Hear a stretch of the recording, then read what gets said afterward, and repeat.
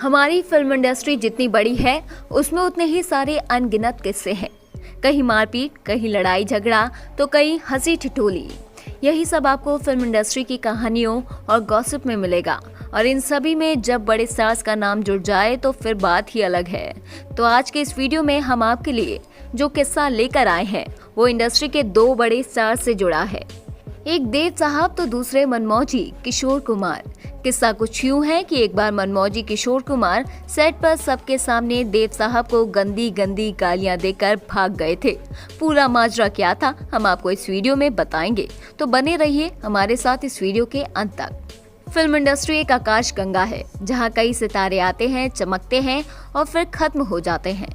लेकिन उनमें कुछ सितारे ऐसे भी होते हैं जो हमेशा चमकते रहते हैं। जैसे किशोर कुमार बॉलीवुड के वही शुक्र हैं। 4 अगस्त 1929 को आभास कुमार गांगुली के नाम से पैदा हुए।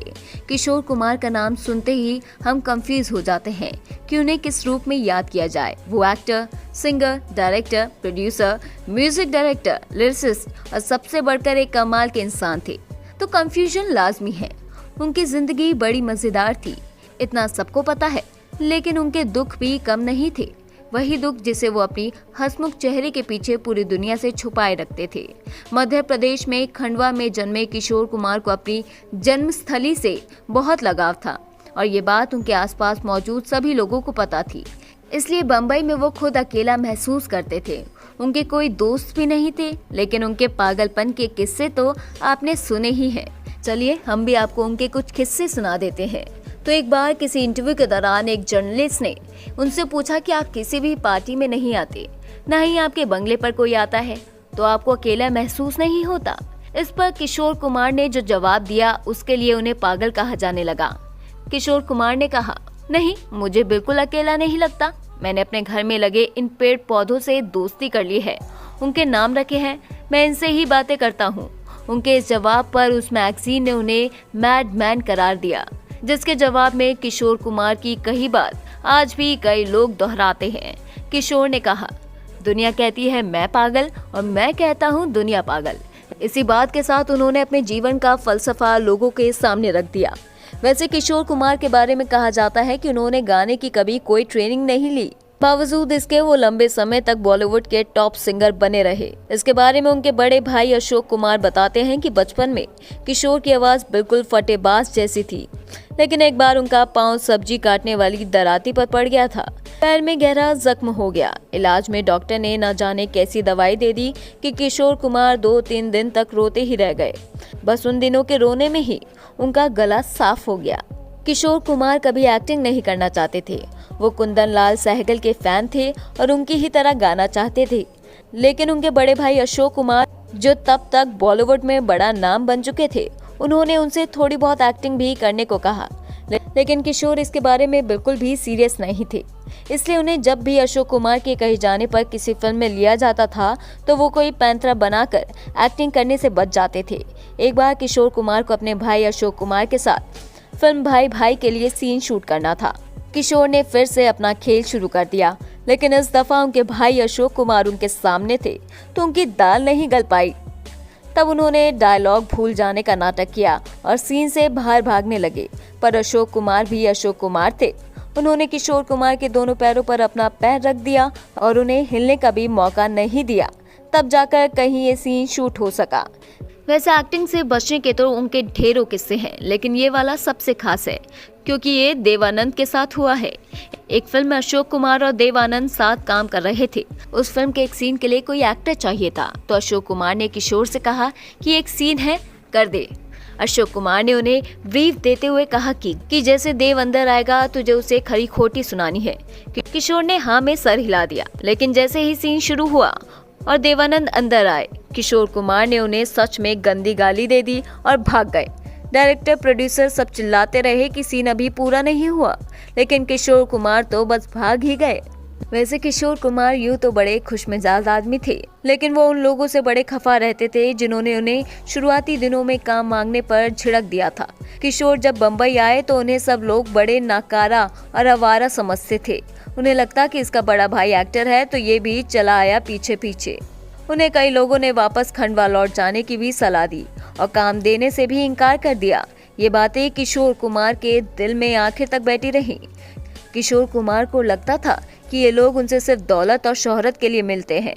जब उनके पास ये सब नहीं होगा तो फिर से ये वैसा ही तल्खी भरा बर्ताव करने लगेंगे। और दुर्भाग्यवश उनकी ये बात सही भी निकली। एक दौर के बाद जब किशोर कुमार ने काम करना बंद कर दिया और उनका कुछ इनकम टैक्स बकाया रह गया, इसे भरने के लिए उन्हें स्टेज शो करने पड़े थे। उस दौर में उन्हें किसी ने कोई काम नहीं दिया, ना ही एक्टिंग में ना ही गाने के लिए। उस दौर में उनकी मदद के लिए आगे आए एस.डी. बर्मन। किशोर कुमार और एस.डी. बर्मन की जोड़ी को लोग खासा पसंद करते हैं, तो बर्मन ने किशोर से कहा कि चलो एक छोटा प्रोजेक्ट है, साथ में करते हैं। उस फिल्म से एक नए लड़के को लॉन्च किया जा रहा था।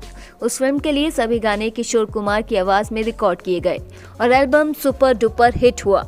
वो फिल्म थी आराधना। उस फिल्म के बाद राजेश खन्ना के रूप में बॉलीवुड को अपना पहला सुपरस्टार मिला। उसके बाद किशोर के पास ऑफर का तांता लग गया। इसके अलावा राजेश खन्ना की फिल्म आनंद के लिए डायरेक्टर ऋषिकेश मुखर्जी की पहली पसंद किशोर कुमार ही थे, लेकिन एक गलतफहमी की वजह से किशोर दा के हाथ से वो फिल्म निकल गई।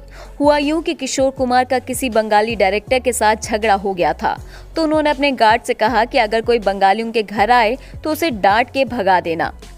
इस बात से ऋषिकेश मुखर्जी बेहद नाराज हुए और उन्होंने किशोर कुमार को अपनी फिल्म में लेने का विचार छोड़ राजेश खन्ना को साइन कर लिया।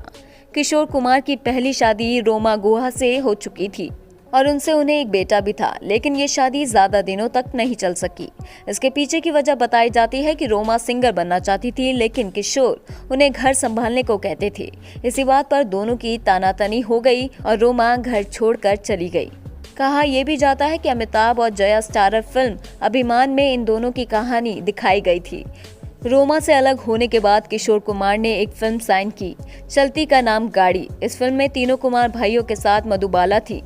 फिल्म के सेट पर ही किशोर कुमार और मधुबाला की दोस्ती हो गई, जो धीरे धीरे प्यार में बदल गई। मधुबाला के दिल में छेद था और ये बात किशोर कुमार को पता थी। बावजूद इसके वो मधुबाला से इश्क कर चुके थे और उनसे शादी करने वाले थे, लेकिन वो शादी से पहले मधुबाला का इलाज करवा देना चाहते थे। लोगों ने भी यही सलाह दी, लेकिन मधुबाला चाहती थी कि पहले शादी हो जाए फिर इलाज हो। किशोर कुमार को जैसे ही ये बात पता चली, उन्होंने मधुबाला से शादी कर ली और उसके बाद उनके इलाज के लिए लंदन चले गए। लेकिन बहुत कोशिशों के बाद भी मधुबाला नहीं बची और किशोर कुमार फिर से अकेले हो गए। किशोर कुमार ने अपने बड़े भाई अशोक कुमार के 76 जन्मदिन पर एक भव्य पार्टी प्लान की थी। पूरे बॉलीवुड को न्योता भी भेजा था। किशोर कुमार का बेटा अमित भी लंदन से अपनी पढ़ाई पूरी करके आ चुका था। मतलब पूरा जश्न वाला माहौल था।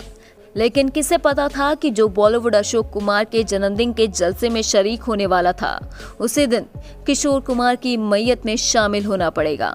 13 अक्टूबर 1987 को शाम 4:45 पर किशोर कुमार को अपने घर गौरी कुंज पर दिल का दौरा पड़ा और उनका निधन हो गया।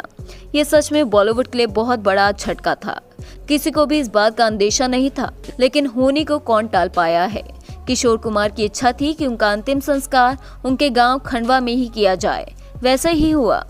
आज मध्य प्रदेश के खंडवा में उनकी समाधि है और राज्य सरकार हर साल किशोर कुमार के नाम पर कला के उत्कृष्ट लोगों को ये सम्मान देती है। तो दोस्तों, आपको ये वीडियो कैसा लगा? नीचे कमेंट बॉक्स में कमेंट करके हमें अपनी राय जरूर दें। अगर आपको वीडियो अच्छा लगा तो वीडियो को लाइक करें, साथ ही हमारे चैनल को सब्सक्राइब करना ना भूलें।